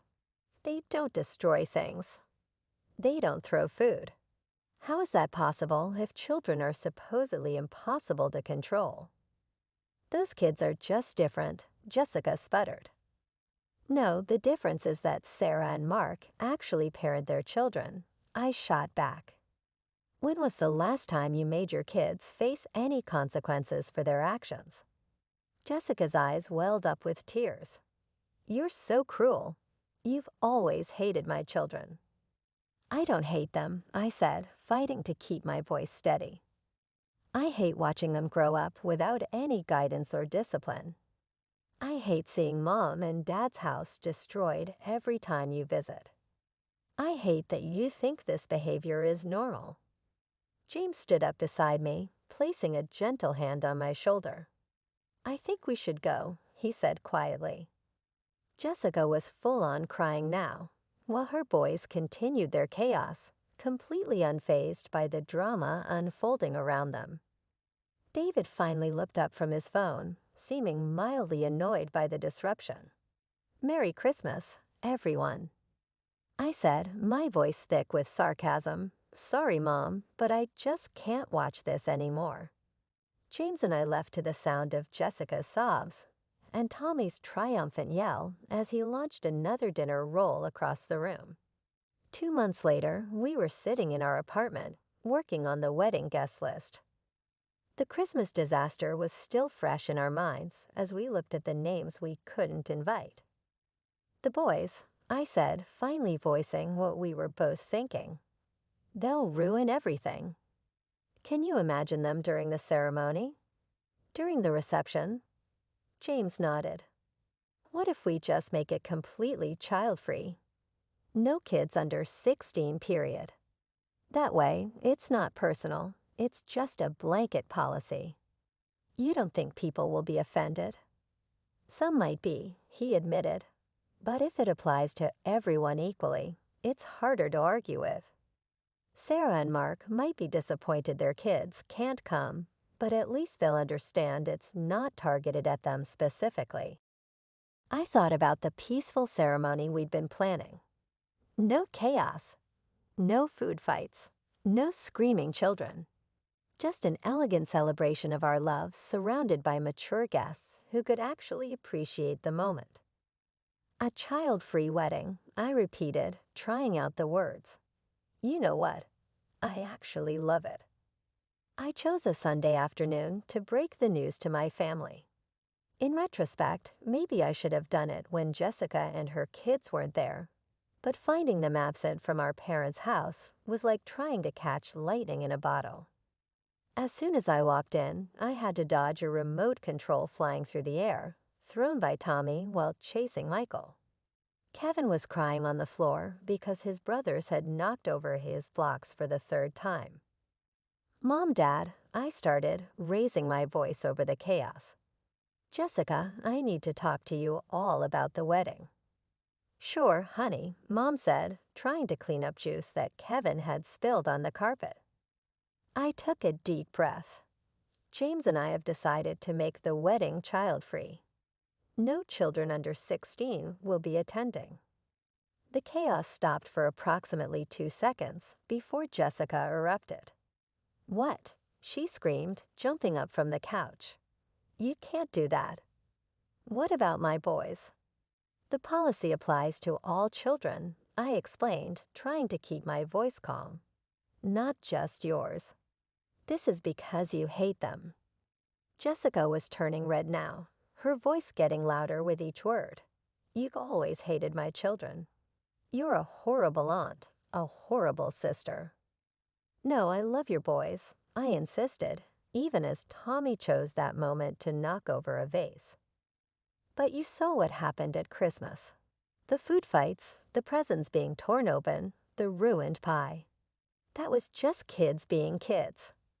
No, Jessica, it wasn't. Mark and Sarah's kids were there too, remember. They didn't destroy anything. They didn't ruin Christmas for everyone else. Oh, here we go again with the perfect cousins, perfect children. Jessica screamed. Well, you know what? You won't have to worry about my disruptive children at your precious wedding, because we won't be there at all. I felt a strange sense of calm wash over me. That's your choice, I said quietly. If you'd rather not come to my wedding than attend without your children, that's up to you. Jessica stared at me for a moment, her mouth open in shock. Then she started gathering her kids' things, shoving toys into bags. Come on, boys, she yelled. We're leaving. Your Aunt Robin doesn't want you in her life anymore. That's not what I said. I started, but she was already herding the boys toward the door. I hope you're happy with your perfect, quiet wedding, she spat over her shoulder. Then she slammed the door so hard, the windows rattled. After Jessica stormed out, I turned to my parents, expecting to find understanding on their faces. After all, they'd been dealing with my nephew's chaos for years. Instead, I found them looking at me with disappointment. How could you, Robin? Mom's voice was quiet but sharp. Those are your nephews. Mom, you've seen how they behave, I said, incredulous. You saw what happened at Christmas. They're just children, Dad jumped in. You're being incredibly selfish. I couldn't believe what I was hearing. Selfish? How is it selfish to want my wedding day to be peaceful? One day that I want to be perfect, without food fights or screaming or chaos. Dad's face hardened. Then you need to reconsider your decision. Either invite your nephews, or we won't be attending either. The words hit me like a physical blow. I looked at their faces. These parents who had watched their house be destroyed countless times, who looked older than their years from the stress of handling 3 unruly boys, who were now threatening to miss their younger daughter's wedding because she wanted one peaceful day. Fine, I said. My voice surprisingly steady. That's your choice. Don't come. I left their house and drove straight to James's place. When I told him and his parents what had happened, they immediately rallied around me. You're absolutely right to want a peaceful wedding, Diana, my future mother-in-law, assured me. Don't let anyone make you feel guilty about that. That evening, I made it official. I posted the announcement on Facebook. James and I are excited to announce that our wedding will be a child-free celebration. We look forward to sharing our special day with our adult guests in an elegant, peaceful atmosphere. The support was overwhelming. Cousins, friends, and even distant relatives liked and commented with their approval. Sarah, my cousin, wrote, completely understand. We'll arrange a sitter for the kids. Can't wait to celebrate with you. Then Jessica commented, shame on you, Robin. You're tearing this family apart with your selfishness. You've always been jealous of my children, and now you're excluding them from this important family event. I hope you're happy with yourself. The response was immediate and unexpected. Relatives who had witnessed the Christmas disaster jumped to my defense. Jessica, your kids destroyed the Christmas celebration, Linda wrote. They ruined presents that weren't theirs, through food, and drove half the family to leave early. Maybe instead of attacking Robin, you should focus on teaching your children how to behave in public. Great Aunt Martha chimed in. Comment after comment appeared, each one recounting another instance of my nephew's bad behavior and Jessica's lack of parenting. The post turned into a catalog of years of chaos and destruction, all of which Jessica had dismissed or ignored. Jessica's responses stopped abruptly. For once, she had nothing to say in defense of her children's behavior, perhaps because for the first time, she was facing unified opposition from the entire family. My phone rang 3 days after the Facebook post explosion. When I saw Mom on the caller ID, my stomach tightened, but I answered anyway. Robin, Mom's voice was soft. Your father and we saw your post and all the comments. We had no idea so many people felt this way. Seeing everyone describe what happened at Christmas and all the other occasions. We'll be at your wedding, honey. Dad chimed in with, or without your sister, you deserve your perfect day. The relief was overwhelming. Thank you, I managed to say through my tears. That means everything to me. After that conversation, I sent Jessica and David a formal wedding invitation with a handwritten note. I would love to have you both there to celebrate with us. I know it's difficult without the boy, but this is important to me. Love, Robin. Weeks passed without a response. As the RSVPs rolled in, Jessica's silence became her answer. The wedding day itself was everything I dreamed of. The ceremony was peaceful and elegant, without a single interruption. During the reception, adults could actually have conversations without shouting over chaos. No food was thrown, no decorations were destroyed, and no one cried except my mom. Happy tears as she watched us exchange our vows. This is lovely, Great Aunt Martha told me during the reception. So dignified, so peaceful. James squeezed my hand under the table. He knew I was thinking about the empty seats where Jessica and David should have been. A week after we returned from our honeymoon, Mom called with news. Jessica hasn't brought the boys over since your wedding, she said. I tried to call her, but she won't answer. She's punishing you for coming to my wedding, I said quietly. Maybe, Mom sighed, but you know what? For the first time in years, your father and I feel rested. Our house is still clean at the end of the day. Maybe this isn't entirely a bad thing. I knew what she was talking about. Relationships must occasionally end before they can be effectively reconstructed. Maybe this was the tipping point for our family, the time we stopped acting like everything was all right and faced the issues that had been accumulating for years. I'm still holding out hope that Jessica would realize that my wedding wasn't about keeping her kids out. The goal was to have one peaceful day. I'm hoping she'll see that her son's actions aren't typical or appropriate, and that allowing them to act out isn't helping them. I'm hoping that one day we can reestablish our friendship based on respect and understanding for one another. Until then, I can still remember my ideal wedding day, spent with loved ones who respected and agreed with my decision. My new spouse and his devoted family are with me, and I know that sometimes it's the proper thing to do to stand up for yourself, even if it's challenging or painful.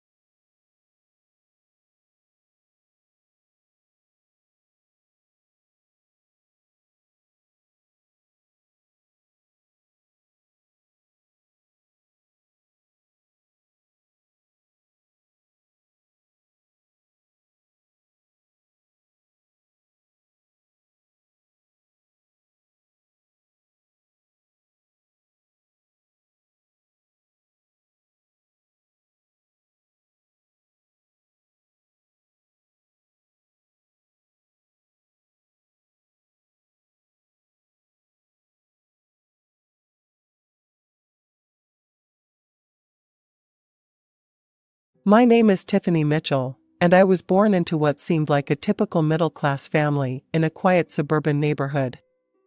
My parents, David and Sarah Mitchell, were absolutely obsessed with child development techniques and early learning methods. They had stacks of parenting books everywhere in our house, and Mom was always talking about some new theory she'd read about. "Sarah, don't you think we're overdoing it a bit?" I remember my dad asking one evening as Mom struggled to teach me simple arithmetic. I was barely 3. "No, David, these are crucial developmental years," Mom insisted, showing him yet another colorful flashcard. "The books say we need to start early." Looking back now, I can't help but laugh at how ordinary my development was, despite their tireless efforts. I sat up, walked, and talked right on schedule, no prodigy here. But instead of accepting that every child develops at their own pace, my parents saw me as their first failed experiment. Everything changed when my sister Jessica was born. I was 3 years old, and suddenly our house transformed into what felt like a baby genius boot camp. Mom had even taken special courses by then, determined not to make the same mistakes she thought she'd made with me. The difference in how they approached raising Jessica was stark. Where I had regular toys, Jessica had educational development tools. Where I had picture books, Jessica had cognitive enhancement materials. Every milestone became a celebration. Her first words came early, she walked before her peers, and she could solve puzzles meant for older kids. My grandparents, Peter and Eleanor Mitchell, lived just a few blocks away, and their house became my sanctuary. They treated Jessica and me exactly the same, showering us both with the same love and attention.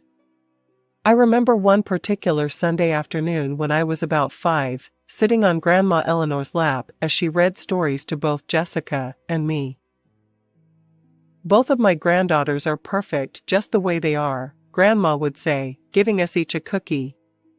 This always seemed to irritate Mom, who would purse her lips and mutter something about acknowledging exceptional talent. "Sarah," Grandma once said firmly during a family dinner, "children need love, not pressure. They're not science experiments." "Mom, you don't understand modern parenting," Dad jumped to Mom's defense. "Jessica shows real promise. We need to nurture that." I sat there, pushing peas around my plate, already understanding that in my parents' eyes, I was just the practice run, the rough draft before they created their masterpiece. Elementary school was a pretty normal experience for me. I wasn't at the top of my class, but I wasn't at the bottom either. I made friends, did my homework, and generally enjoyed being a regular kid. My report cards were filled with B's and the occasional A, which I thought was perfectly fine. My parents, however, barely glanced at them. Then came the day Jessica started school. But unlike me, who went to our local public school, my sister got a different treatment entirely. "We've enrolled Jessica in the Wellington Academy for Gifted Children," Mom announced proudly at dinner one evening. They rarely accept children so young, but they were very impressed with her test scores. I remember choking on my milk. Wellington was that fancy private school across town, the one with the huge campus and Olympic-sized swimming pool. The tuition there cost more than a car. The spending didn't stop there. Every time Jessica complained about the workload or threw a tantrum about homework, our parents' solution was to throw money at the problem. "I don't want to do math today," Jessica would whine. "It's too hard." "Tell you what, sweetie," Mom would say. "If you finish your homework, we can go to the toy store and get that new dollhouse you wanted." It didn't take long for Jessica to figure out this game. Soon, every minor accomplishment came with a price tag. "If I get an A on this test, can I get the new iPad, or I'll do extra credit if you buy me those designer shoes." Meanwhile, I sat at our kitchen table, doing my homework alone. No rewards, no special attention. Once, I got the highest score in my class on a science project, a solar system model I spent weeks building. When I showed it to Mom, she just nodded and said, "That's nice, honey." "Oh, did you hear? Jessica got accepted into the advanced mathematics program." The final straw came when I was 13. I had just finished decorating my room, the bigger of the two kids' bedrooms, with posters of my favorite bands and some photos of me with my friends. It wasn't anything fancy, but it was my space, my sanctuary. One evening, Jessica marched into the living room where our parents were watching TV. "I want Tiffany's room," she demanded, hands on her hips. "Mine is too small for all my things, and I need more space for my study area." I looked up from my book, certain our parents would shut down this ridiculous request. Instead, Mom and Dad exchanged glances. "You know, that makes sense," Dad said. "Jessica does have a lot more equipment and educational materials." "What? No," I protested. "That's my room. I've had it since I was little." But my objections fell on deaf ears. The very next day, while I was at school, they moved all my things into Jessica's smaller room. When I came home, I found Jessica already settled in my old room, her expensive desk taking up the space where my bed used to be. "This is so unfair," I shouted, tears streaming down my face. "Life isn't fair, Tiffany," Mom said dismissively. "Your sister needs the space more than you do. Don't be selfish." I slammed the door to my new, smaller room and collapsed onto the bed that barely fit in the space.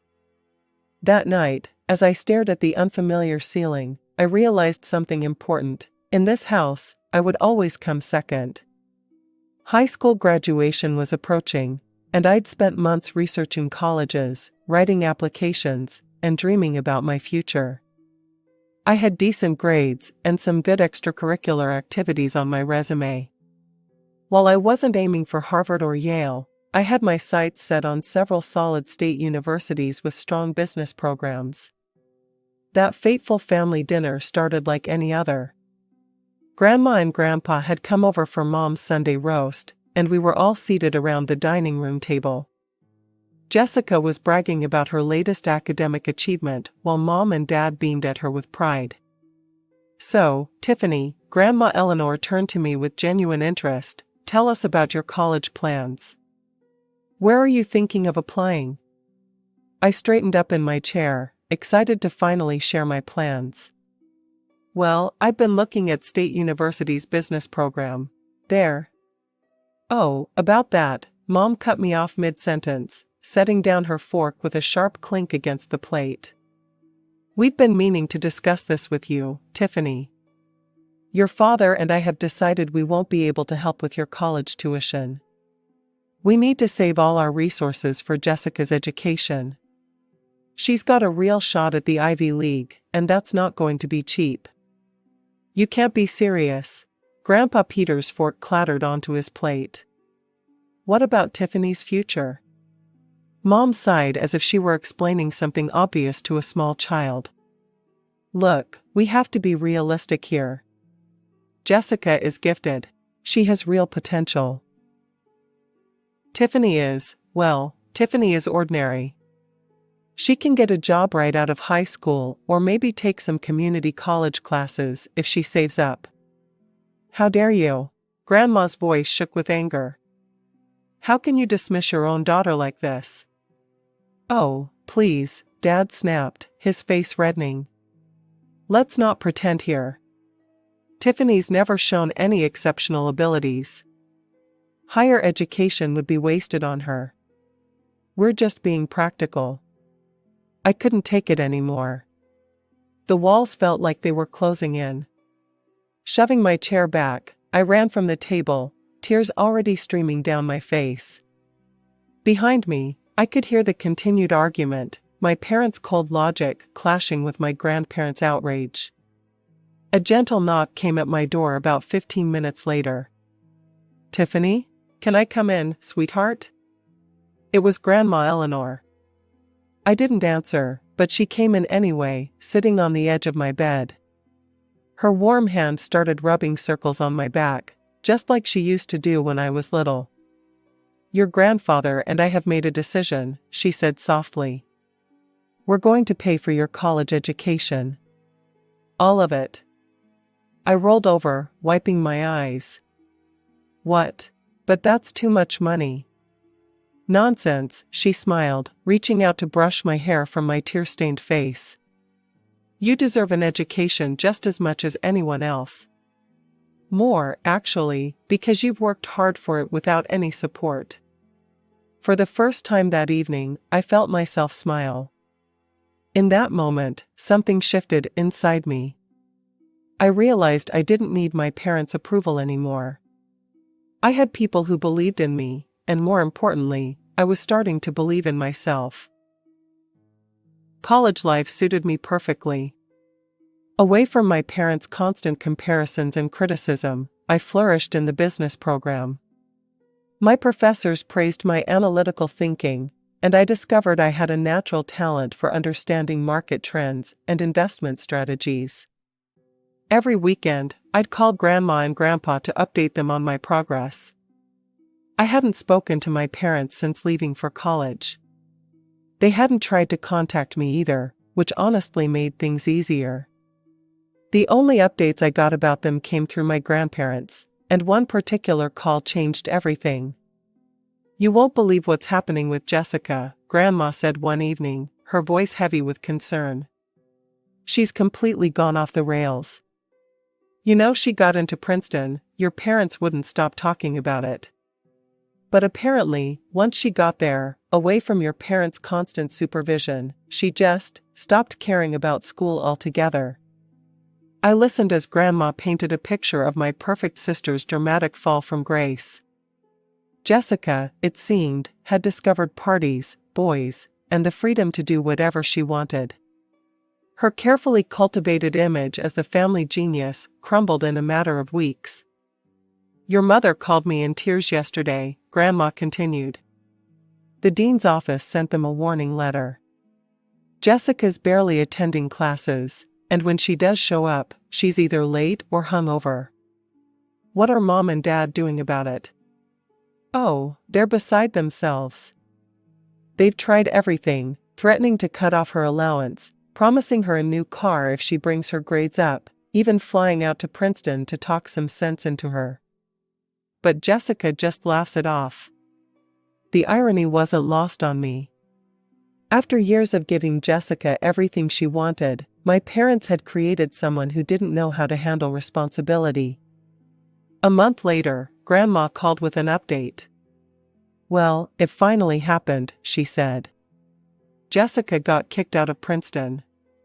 Failed almost every class, and had too many disciplinary infractions to count." I could hardly believe it. The golden child, the genius, the one who was supposed to bring glory to the family name, kicked out of college after just 1 year. "She's moved back home," Grandma added. "Your parents are in shock. They keep saying there must be some mistake, that the university didn't understand Jessica's special needs as a gifted student." Over the next few months, through my regular calls with my grandparents, I learned that Jessica had settled into a comfortable routine of doing absolutely nothing. She slept until noon, went out with different guys every night, and treated our parents' house like a hotel. "Your father tried to get her to at least look for a job," Grandpa told me during one call. "She told him that work was beneath someone of her intelligence level." I felt vindicated and pleased. And at the same time, I felt relieved that I'd escaped their suffocating expectations and found my own path. After graduation, I landed a position as a junior investment analyst at Meridian Financial, one of the most respected firms in my hometown. Grandma and Grandpa insisted I stay with them until I got settled, and I gratefully accepted.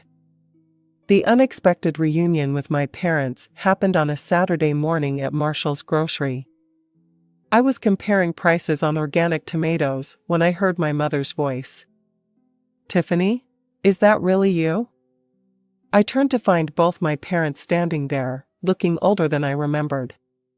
Mom was clutching her shopping cart like a lifeline. "We've missed you so much," Dad said, his voice unusually gentle. "Why don't you come over for dinner sometime?" Part of me wanted to decline, to remind them of how they dismissed me years ago. But curiosity won out. "Sure," I heard myself say. "When?" The dinner was surreal. The same house, the same dining room table, but everything felt different.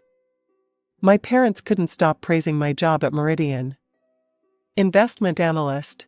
At such a prestigious firm, Mom kept saying, "We're so proud of you, honey." James Wilson told me they only hire the best and brightest at Meridian. I could see Jessica's knuckles turning white around her fork. She'd just quit another retail job, her third that year. Over the next few years, I worked my way up at Meridian. Each promotion came with new responsibilities and challenges, which I tackled head-on. My parents started inviting me to regular family dinners, and I accepted occasionally, maintaining a careful distance while allowing them back into my life. Jessica continued her pattern of short-lived jobs and longer periods of unemployment, never leaving our parents' house. She'd work as a waitress for a few months, then quit because it was beneath her. She'd try reception work, then leave because it was too boring. Everything changed again at one of our family gatherings. Jessica burst through the front door, dragging along a tall, well-dressed man in his 30s. "Everyone, this is Charles," she announced triumphantly. "My boyfriend." Charles was polite and well-spoken, clearly from money.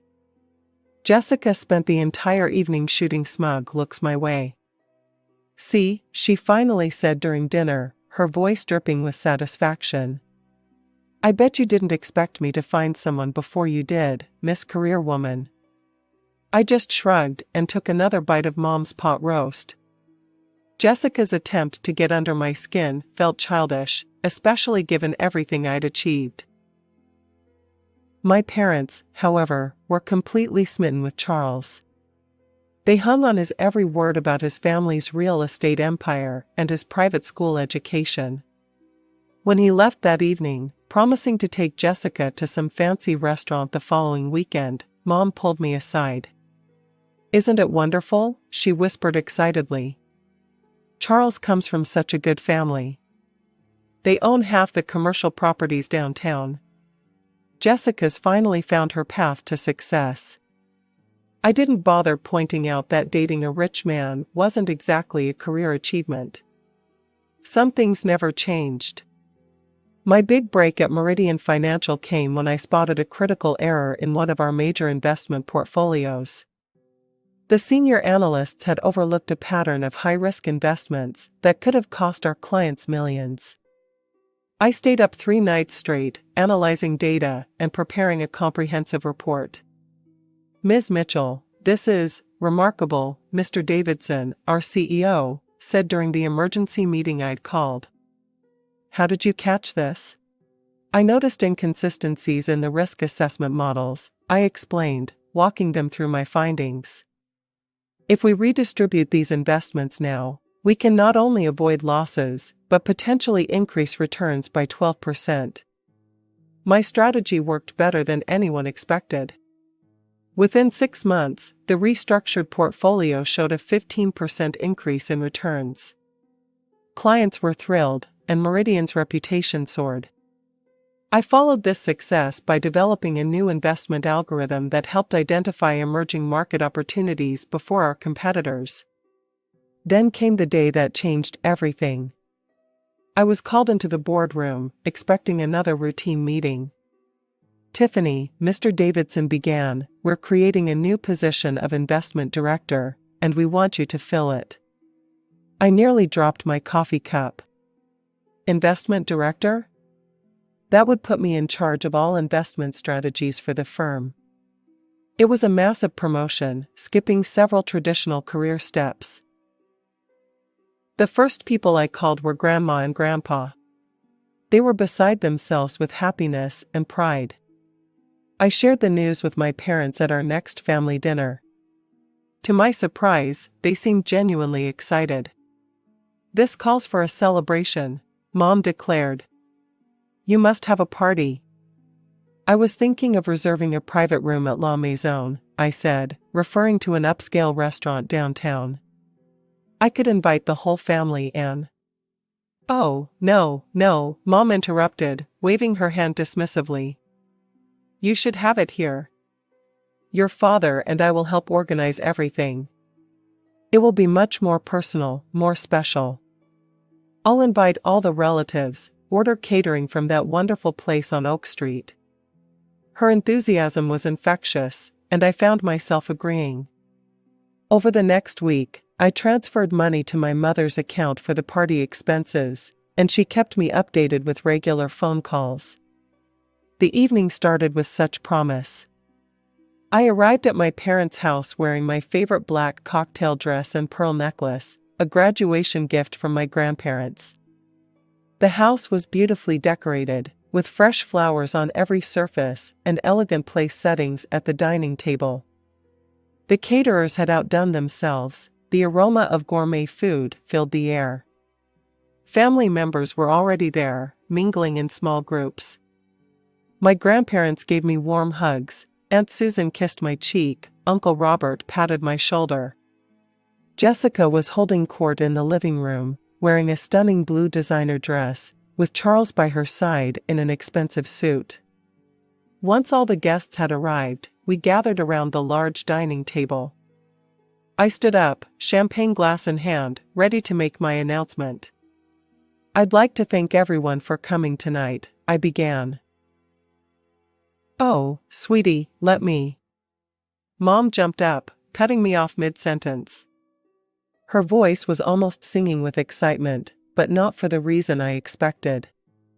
"We've gathered here today," she announced, beaming at the assembled family members, "to celebrate a wonderful occasion. Our beautiful Jessica and her wonderful Charles are engaged to be married." The room erupted in gasps and congratulations. Jessica pretended to blush while showing off a massive diamond ring I hadn't noticed before. Charles smiled proudly beside her. I fell back into my chair, my champagne glass nearly slipping from my numb fingers. This couldn't be happening. The party I had paid for, my promotion celebration, had been hijacked for Jessica's engagement announcement. Looking around the table in disbelief, I saw nothing but genuine happiness on everyone's faces. Even my grandparents were smiling and congratulating the happy couple. That's when it hit me, none of them knew this was supposed to be my celebration. My parents had invited them to an engagement party, not a promotion party. My chair scraped against the floor as I stood up, anger burning in my throat. But before I could say anything, I felt my father's iron grip on my wrist. He pulled me close, his smile never wavering for the benefit of the guests, but his whispered words were ice cold. "Don't you dare make a scene," he hissed through clenched teeth. "If you ruin this for your sister, we'll cut you off completely. No inheritance, no family, nothing. Sit down and smile." I yanked my hand away from my father's grip. "No," I said, my voice cutting through the cheerful chatter. "Everyone needs to know the truth." The room fell silent. Jessica's smug smile froze on her face.